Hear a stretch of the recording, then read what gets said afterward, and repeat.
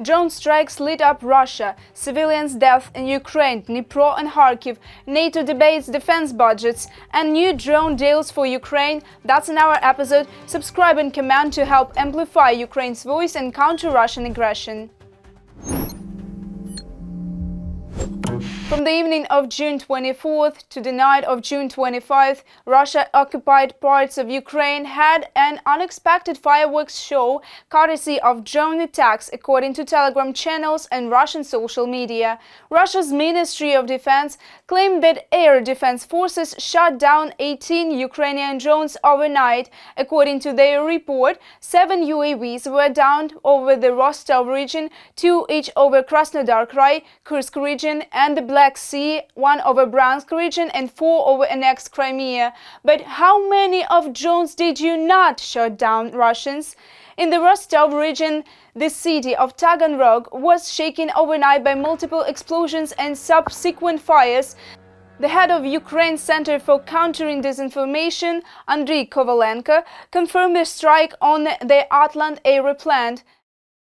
It is a key hub in Russia's military-industrial complex, specializing in components for combat drones and control systems, and is involved in projects related to the production of Orion drones, electronic warfare systems, and digital integration for strike FPV drones and loitering munitions. Andriy Kovalenko, head of Ukraine's Center for Countering Disinformation, on Telegram.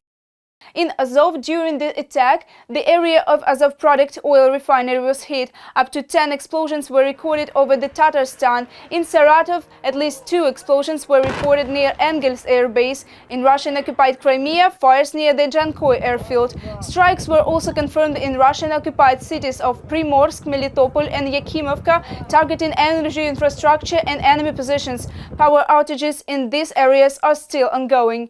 The occupiers continue to redeploy their forces through temporarily occupied territories.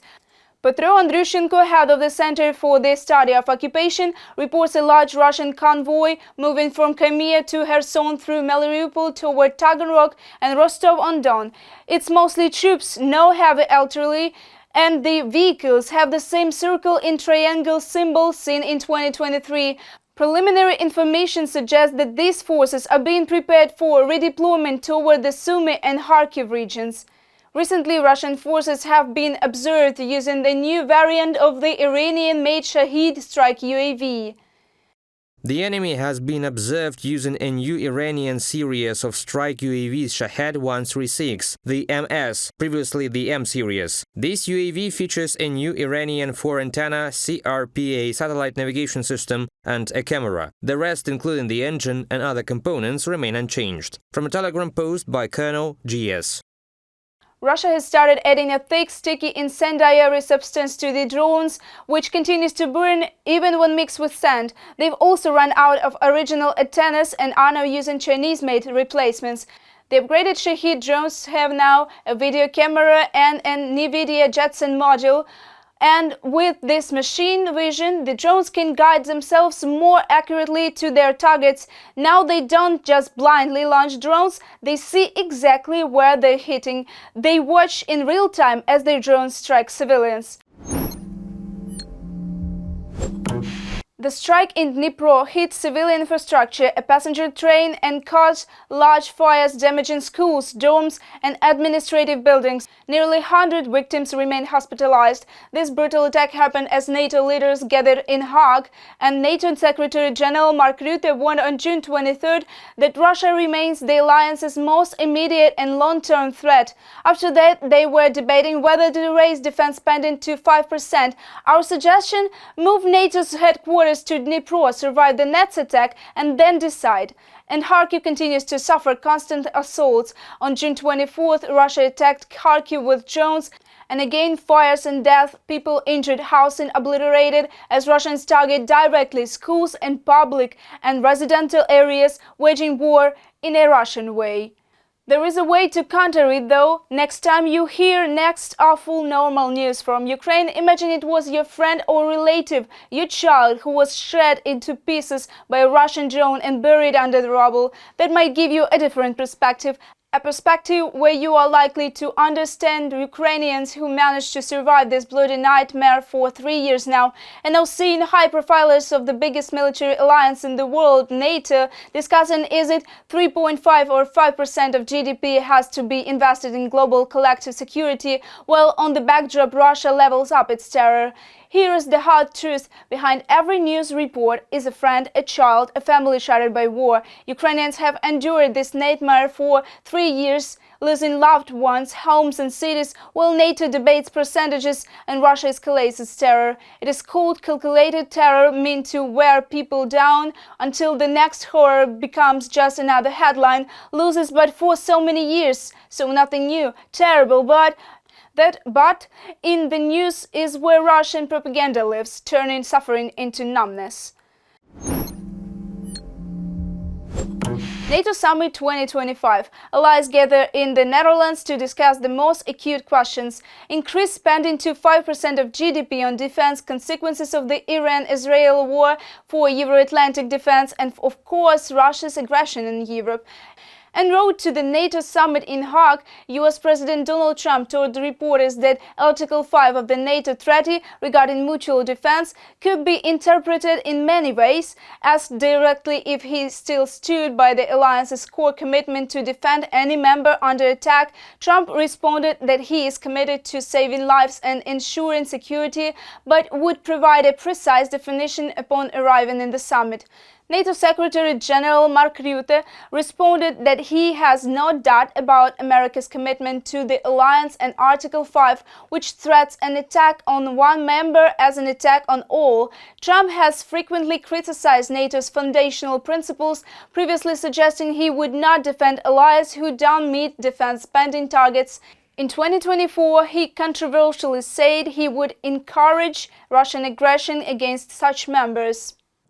For me, there is absolute clarity that the United States is totally committed to NATO, totally committed to Article 5, and yes, there is also an expectation, which will be fulfilled today, that the Canadians and the Europeans will speed up their spending, making sure that we not only are able to defend ourselves against the Russians and others, but also to equalize. And this is fair, that we spend the same as the US is spending. We're with them all the way. I mean, if you take a look at the numbers, we're with them. And they have very big things to announce today. I don't know if you've taken the vote or you're going to take the vote, but I've been asking them to go up to 5% for a number of years, and they're going up to 5%. That's a big, from 2%. And a lot of people didn't even pay the 2%. So I think it's going to be very big news. NATO is going to become very strong with us. While NATO in general and Donald Trump are focused on defense spending and the consequences of the anti-nuclear campaign in Iran, Germany points at the enemy at the gates, literally. Chancellor Friedrich Merz confirmed the plans to increase funding at the Bundeswehr in future to 2% of GDP. It is really much for present-day Germany, and reminded everyone Russia is at war not only with Ukraine, it is a threat to everyone in Europe now. Let's hear what Merz and Zelenskyy have to say on the fields of the NATO summit.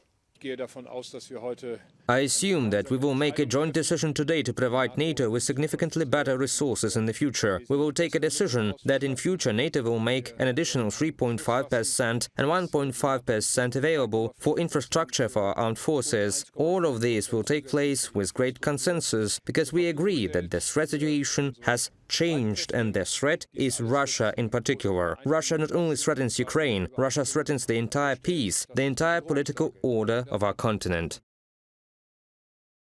And there is no significant Russian weapon today that is produced without components, without equipment or materials from other countries, sadly, including some from Europe and NATO. Yes, of course. And this must stop.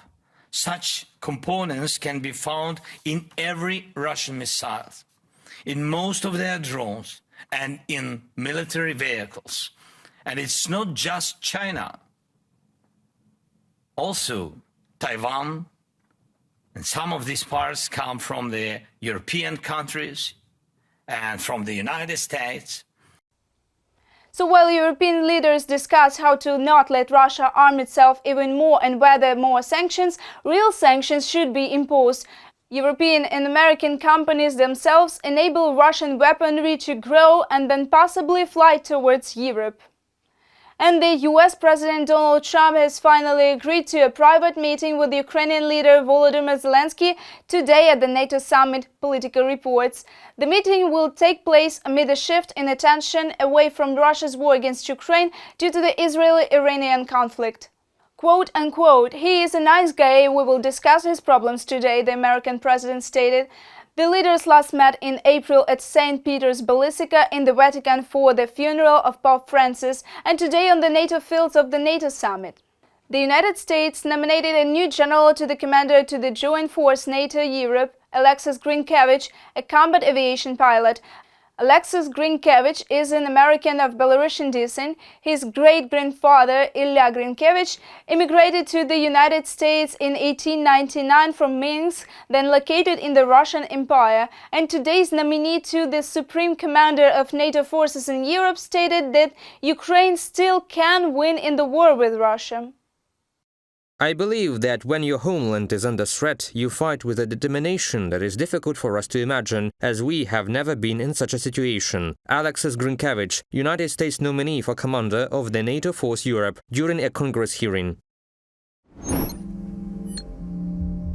Well, the NATO summit's outcome in general is not so obvious. In particular, it provides Ukrainian drone producers with valuable contacts, treaties and memorandums for joint production. Learn more in our report.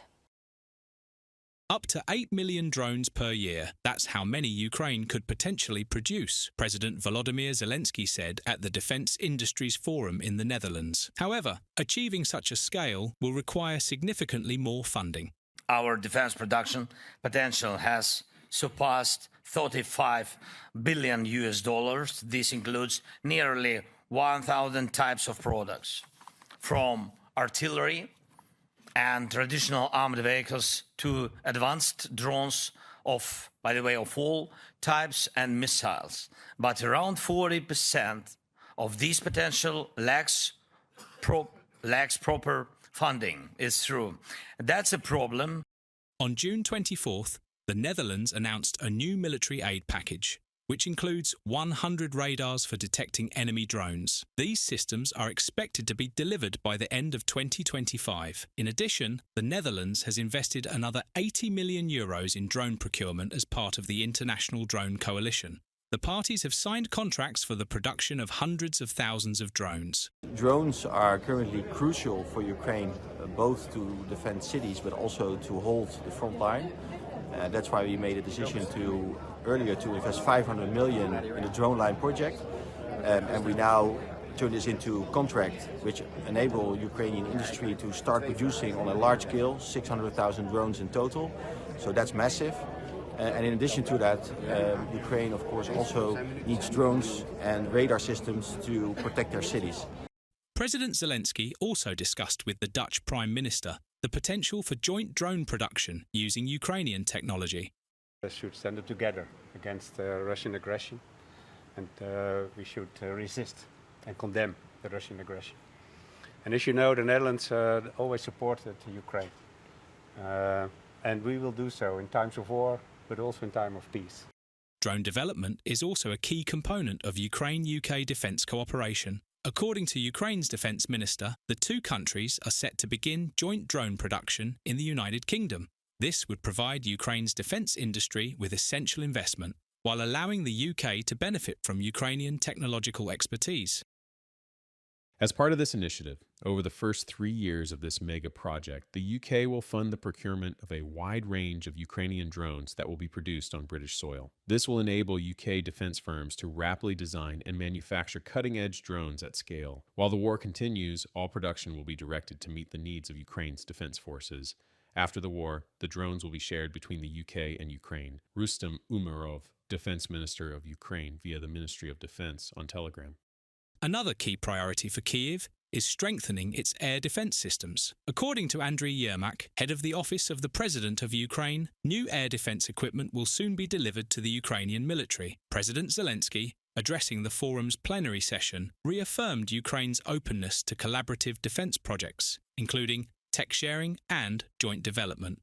And we must lead in the drone race, both in strike drones and interceptors, and keep moving forward in producing traditional weapons, taking into account all the lessons learned in this long war. Please increase your investments in Ukraine in joint weapons production.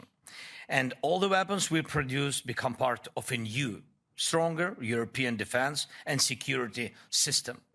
Kyiv's main defense goals include joint production of weapons and the tightening of sanctions against Russia. Zelenskyy stressed that this isn't just about Russia. It also involves its allies like North Korea, Iran, and certain Chinese and other international companies that help Moscow continue its war. This is a long-term threat to Europe, the Ukrainian president warned. That's why Ukraine needs not just weapons, but investment in its defense industry, Zelenskyy concluded. Reported by Nikita Skoblikov, UATV News.